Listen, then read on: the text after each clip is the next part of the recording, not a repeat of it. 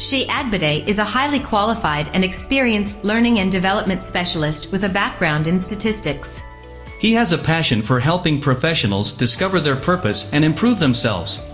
He began his career as a mathematics teacher during his national youth service, and eventually became a head teacher at a large British school in Nigeria.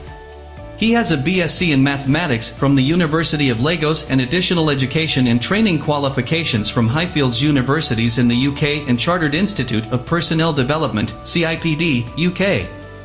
He is also currently pursuing an MBA and Masters in Leadership, as well as being a lifelong learner and technology enthusiast. He is a regular trainer and facilitator at various seminars and conferences, and has worked as a consultant for various public and private institutions. He is a member of several professional organizations and volunteers for charity organizations. Ladies and gentlemen, with a rousing ovation, make welcome Seyi Agbede.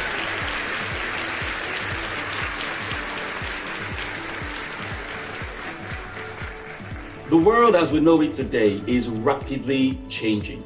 A 2019 report by PwC found that automation and AI will displace at least 7% of jobs globally by the year 2023. We have seen the introduction of AI tools such as ChatGPT and the likes disrupting things all over the world.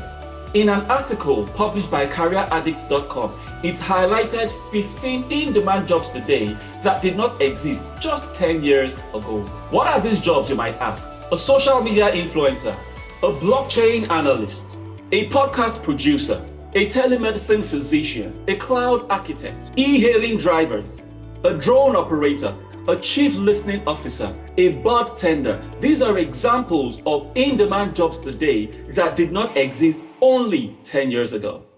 According to a 2019 report by the World Economic Forum, 60% of all jobs in the world would require reskilling and upskilling by 2023. My name is Seyi Agbede. I am a leadership growth expert and a learning and development specialist. I help individuals and organizations to discover clarity and become the very best versions of themselves through coaching and training interventions. And in this very short training video, I'll be sharing with you my thoughts about identifying key transferable skills and enhancing career progression. Transferable skills are skills that you acquire through education, through your work, through your life experiences that can be applied to a variety of job responsibilities and industries. These involve skills like communication, problem solving, critical thinking, leadership, and the likes. With the rapid change of job descriptions we're seeing all over the world, enhancing your transferable skills can lead to greater job opportunities and career advancement. By the end of this training, you will have received clear understanding on how to leverage on your transferable skills to achieve career success in today's competitive job market. So let's get started. The first thing you need to do is assess your current skills. In this case, you're making a list of the current skills that you have that can be applied in different scenarios and different industries. This stage can be achieved by simple self-reflection or by taking skills assessment tests or even using simple tools such as skills inventory. Now, once you have identified the skills that you possess that can be transferable, the next thing is to be able to identify the skills gap. How do you do this? Go on to job listings of opportunities, career openings that you are interested in. Take a look at the requirements. Take a look at the skills that they require. That will give you an idea of what you have or what you need to get. So you can simply do this by reviewing job openings or even speaking to professionals in that career development area. That can help you to identify the key skills that are required in that career. Now, when you have done this, the next thing is to develop a plan.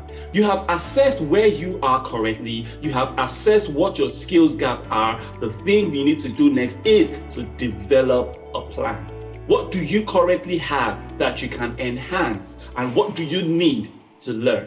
To achieve this, you need to set SMART goals. I'm sure you have heard of that before. Your goals need to be specific, they need to be measurable, they need to be attainable, they need to be realistic, and they need to be time-bound. Those are SMART goals. Simply identify what you need to do and the resources you will require to be able to achieve those goals. Now, once you have set your plan in place, you have SMART goals and SMART targets, you've identified the resources you need to be able to achieve those goals. The next thing you need to do is seek opportunities for you to gain valuable experience with those skills that you're trying to build. Now, this can simply be done by taking up volunteer opportunities, taking up internships with people that you want to learn from, or simply taking up extra responsibilities in your current place of work, especially in the areas of the skills that you want to grow. According to a research that was done by Deloitte, they identified that 85% of employers want employees that have hands-on experience in the area it is they're looking for. Not just people that have the theoretical knowledge, but people that have hands-on experience. The only way you can get this hands-on experience, especially when you're trying to build that skill, is to seek out these opportunities. And these can come through things I've talked about earlier: volunteer opportunities, internships, and the likes. Now, the next tip I would give you is build your network. Build your network. You know, Tim Sanders says that your network is equal to your net worth. Jim Rohn says that you are the average of the 5 people that you spend the most time with. So take, for example, who are the 5 people you spend the most time with today? In everything that they do, in terms of finance, for example, get the net worth of all these 5 people that you spend the most time with and get the average of their net worth. That will be your own average. That is a proven and tested law. You know, there's what is called the 6 degrees of separation. This law states that between you and anyone it is that you want to meet in life, there are only 5 connections between you. Now, what you need to do is identify who that first connection is. So take, for example, you want to meet Bill Gates sometime in your life. There's one person that knows one person, that knows one person, that knows one person, that knows one person, that knows Bill Gates. What you need to do is identify who that first person is. And the only way to be able to ensure that you meet this first person is to ensure you build your network. Ensure you have valuable network around you. That career that you're looking for, that fantastic job that you're looking for, it just might be someone down the road that has the connections to the person that has that job. Build your network. The next thing I'll talk to you about is being a lifelong learner. Being a lifelong learner. You know, it is said that information is doubling every 2 years. So what that means in practical terms is for someone taking an undergraduate degree, for example, by the time that person is in their 3rd year, half of everything it is that they have learned in their first year is obsolete already. Now, they have not even graduated from school to begin to practice those things that they have learned, but half of it has been rendered useless and rendered redundant already because of how rapidly information is changing. So if you think that what you learned back in school, what you learned in your previous job is what is going to carry you into these very, very uncertain times that we are, you are mistaken. According to a survey that was carried out by the World Economic Forum, 65% of children that are going into primary schools right now are going to end up doing jobs that actually do not exist right now. Think about that for a minute. The people that are just about starting up their education right now are going to end up in jobs that have not even been created yet. That means what we are teaching them now should be able to be transferred into the jobs that will be created in the future. The next thing you need to do is practice, practice, and practice. The only way to learn how to drive a car is by actually driving a car. I can't sit in a room and watch videos on how to drive a car and declare myself a driver. I need to actually drive. So you can't sit in a room or in a conference like this and learn few things and call yourself a qualified candidate for that job employment. What you need to do is practice. Once you have learned a skill, practice it to develop that skill. You know, it's like learning a new language. If you do not practice that language over and over again, in a short while, you will lose the vocabulary of that language. Our brain works in a very, very funny way. When you learn a new skill, it creates a path in your brain. So think of a lawn, for example. The first time I walk through the lawn, it may have some marks on that lawn. That's like what happens with your brain when you learn the skill for the first time. But if I continue to pass over the same path of the lawn, over a period of time, it's going to create what is called a pathway, such that it's going to be clear and distinct that this is where I'm passing. That's the same thing that happens with our brains. When you learn a new skill, it just forms a mark in your brain cells. But the more you begin to do that skill, the better it is you become. Your brain cells begin to create a pathway. It is called a neural pathway. That is how you get to develop your skills. Anderson Erickson says for you to be able to master any skill at all, it requires at least 10,000 hours of dedicated practice for you to achieve that skill. That's why I agree with the school of thought that says that talent is overrated. There's a difference between your talent and skills. Some people have the talent of singing, for example, but it only ends in their bathroom when they're taking a good shower. However, when you take that talent and practice it over time and enhance it and probably get a certification, a music certification, learn how to read notes, learn how to play an instrument, that talent that you have will become a skill that can be transferred from one place to the other. Now that skill can further be monetized to earn money. So raw talent is not enough for you. You need a skill. And the only way to develop your talent into a skill is by consistent and dedicated practice. The next thing I'll talk to you about is the ability to seek feedback and reflect.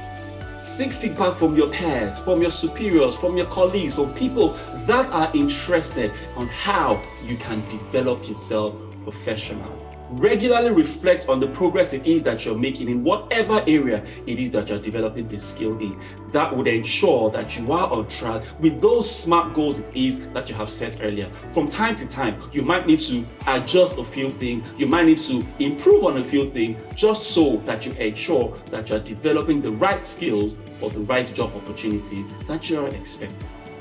Another thing that you need to do is to constantly update your resume or CV. Make sure that your resume highlights these key transferable skills that are required, and don't fall into the habit of using the same resume for every job opportunity that you see.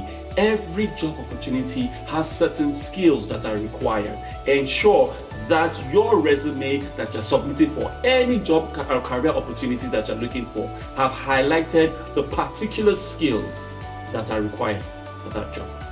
And lastly, get a coach. One of the best things you can do to help you grow and improve in your career path is to get a coach that can help you identify these key transferable skills and work with you, provide some form of accountability to help you to achieve these goals you're desiring. In a survey conducted by International Coaching Federation, they say that 86% of companies say they have found valuable return on investment on coaching programs that they have invested in. And 96% of the people that have gone through these coaching experiences have always said they would want to have a repeat experience. So those are the 10 tips that I would give you on how to identify the key transferable skills and enhance your career opportunities. Now, the thing is, there are two kinds of people that are watching this right now. The first set of people would listen to everything it is that I have talked about. However, they will disregard it as not being relevant to what it is that they want to achieve. However, the second set of people will take everything it is that I have said and would apply them to be able to achieve the desired goals that it is that they want. The right knowledge is not what will help you to achieve growth in life. No.